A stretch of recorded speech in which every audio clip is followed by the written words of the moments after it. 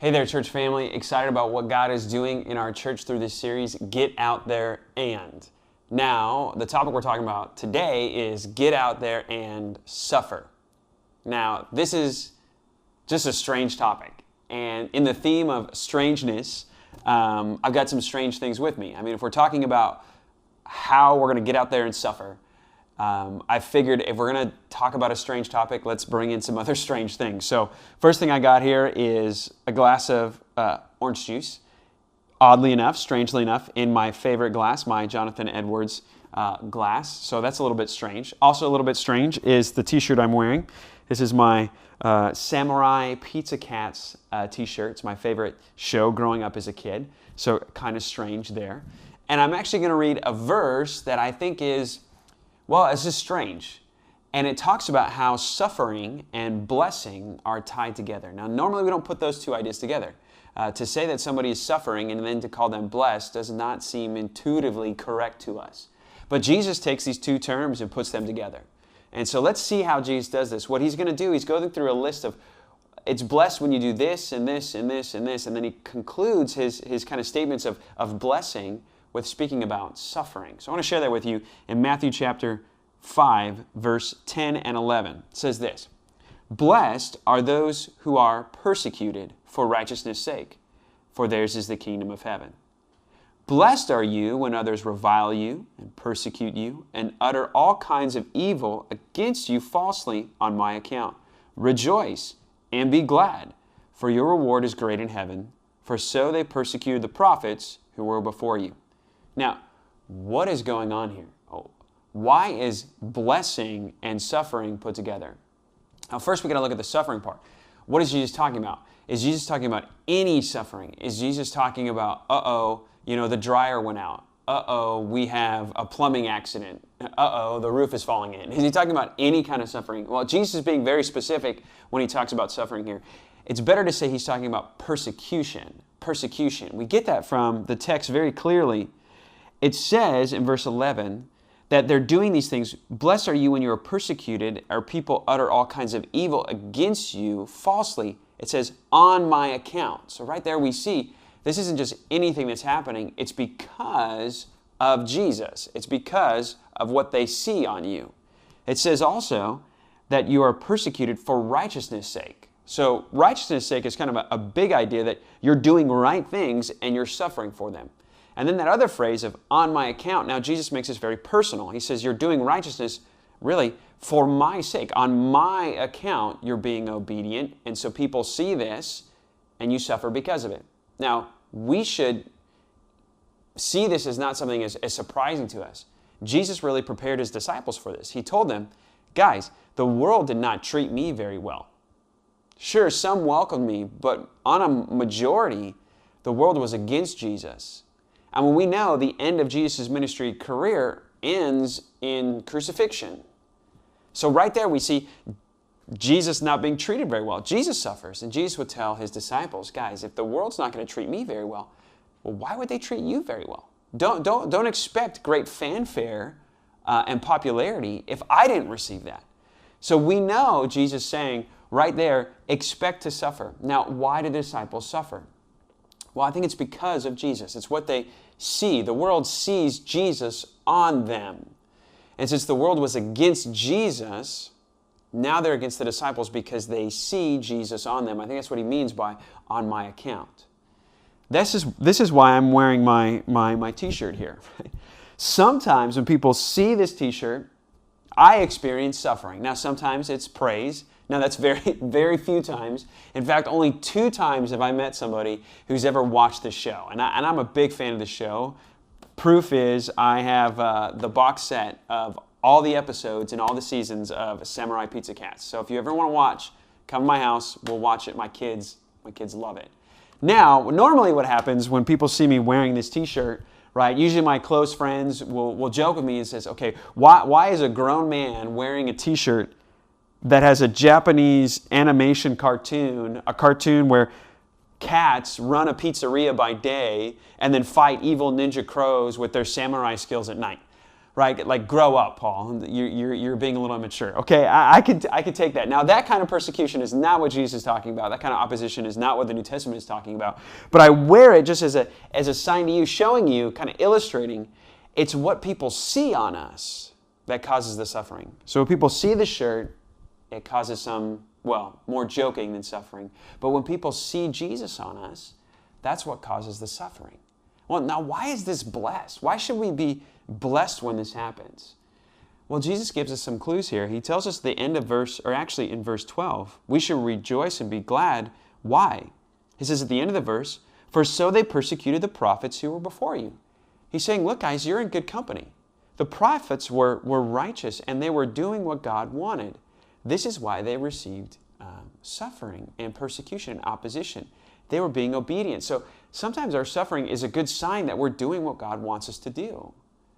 If you think the world is going in this direction and we're going in this direction, there's going to be some friction there, some tension. So it's good. It's a good sign for us when we suffer or face opposition because it shows that maybe we're on the right path. Now also, Jesus says this, blessed are you, why? In verse 12, rejoice and be glad, for your reward is great in heaven. What is Jesus saying there? Jesus is pushing our focus to the later. Jesus isn't saying, guys, expect that you're going to prosper now. Expect your best life now. He's not saying that. He's saying, expect your best life later.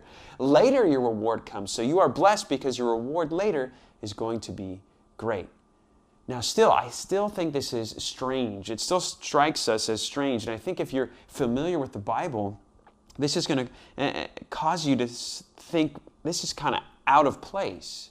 If we go back to the Old Testament, in Deuteronomy 28, Moses describes to the people, if you obey God, you're going to be blessed.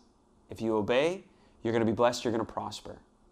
And your prosperity is going to lead the world, the nations around you, to see you and be interested in what you have. He says in Deuteronomy chapter 4, the nations will see and be interested in your faith because of your prosperity. So you see kind of the Old Testament pattern, if you will, is obedience, prosperity, and interest from the world. Now, in the New Testament, we kind of get a different paradigm, a different shift, if you will. Jesus tells us that our obedience, living righteously, living on His account, can actually lead to suffering. Obedience can lead to suffering. Now, will that cause people to be interested? Now, we shouldn't expect that our obedience will always lead to suffering, but Jesus tells us that will happen. But will people be interested in our faith when they see us suffer? Will they only be interested when they see us prosper? I actually think people will see more from your faith when you suffer than when you succeed. And I want to show you how Jesus doesn't think that this suffering is actually going to cause disinterest, but rather interest. It's funny how right after Jesus says that you're blessed, or not funny, but interesting, right after He says that you're blessed for when they revile you, the next thing He talks about in Matthew chapter 5 in verses 13 and 14, He tells them, you're the salt of the earth, you're the light of the world. Right there, Jesus is talking about interest. He's saying, shine, let your works show, your good works, your righteousness, so the world will see and glorify your Father in heaven. Jesus is thinking that our suffering will cause interest. I'll give you an example of this. I learned this from my pastor when I was in high school. He gave this analogy, and it was an analogy about, well, orange juice, and that's why my orange juice is here. He put an orange on the stage, and I think this is how it went. He put the orange on the stage, and he asked the congregation, what is this? Now, we were a conservative Baptist church, and so we weren't used to saying amen, shouting, or doing anything. So we actually didn't know what to do when he asked us the question. So it was kind of silent, and he said, no, guys, what is this? And, of course, and I don't know if I blurted it out. I'm sure maybe it was me. And I said, oh, it's an orange. Well, how did I know it was an orange? That was his next question. Well, how do you know it's an orange? Well, it's an orange because it looks like an orange. On the outside, that's an orange. And he says, you know it's an orange by what's inside. And how do we know what's inside? And so he takes the orange and he squeezes it. And what came out was unexpected. When he squeezed that orange, this black juice came out. I mean, it was really gross. And so we thought, well, what is that thing? It really looked like an orange. He then reveals kind of the magic behind the illustration. He injected the orange with black ink from a pen. And so really that's what infected the rest of the orange. And he said, this is like your life. When life presses you, what's truly in you will come out. And so when life presses you, what comes out? Think about Jesus. We learn so much from Jesus when he suffers. Jesus is being nailed on a cross, right? He's already gone through a kangaroo court, if you will, false accusations, all these things. Insults have been hurled against him. False crimes have been hurled against him. His sentence is given, which is totally unjust. He's mocked. He's beaten. He's bruised. He's about to be at the end of his kind of death sentence there, and he's being crucified. And Jesus, in the midst of his suffering, shows us his love for the world. Right? I mean, Jesus talked about his love a lot as he was here, but he probably showed it the most when he suffered. Because when they're holding his hands and they're nailing in the nails, Jesus prays that those who are actually hurting him would be forgiven. I mean, wow, we learn a lot when Jesus suffers, and I think the world learns a lot from us when we suffer. I think our light probably shines the brightest, again, not when we succeed, but rather when we suffer. So here's my question to you is, what comes out of you? When life presses you, what comes out? Is it orange juice? Do you show that really inside the love of God is residing in you, that true faith is residing in you? When life really presses you, is it kind of a black ink that comes out? Or is it true faith? And this is the action I want you to take as I'm sitting here at my dinner table. Is the action for this week is to have a meal with your neighbors. And so I invite you, eat a meal with your neighbors. Now here's why.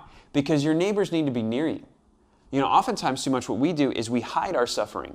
Instead of drinking our orange juice, if you will, in a clear glass, we drink it in a glass where you can't see.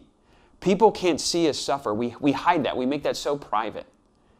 And so really when somebody's near, they don't know the contents of what's in the glass. And I think this is one of the problems, is we don't live near our neighbors, near those we're trying to reach, and they never see us suffer. Now, I'm not saying let's parade our suffering and let's just give a list of all the times we've ever been wrong. I'm not saying to do that. But are your neighbors near enough to you where they can actually see you suffer and see it as a sign of your true faith? Are they near enough? Are they at your table enough where they can see this glass and say, wow, there's that's orange juice in there? Are they close enough to you to where they can see the true content of your faith? Because when life presses you, that's what comes out of you. So I challenge you, have a meal with your neighbor, live close to them, live near to them, and the moments when you suffer, don't hide it. Don't be ashamed of it. This may be a moment where God is going to shine forth your faith to them. Again, I'm very encouraged about what God is doing in this series. I'm excited about you diving into the questions. I look forward to see the fruit that comes out of your discussion.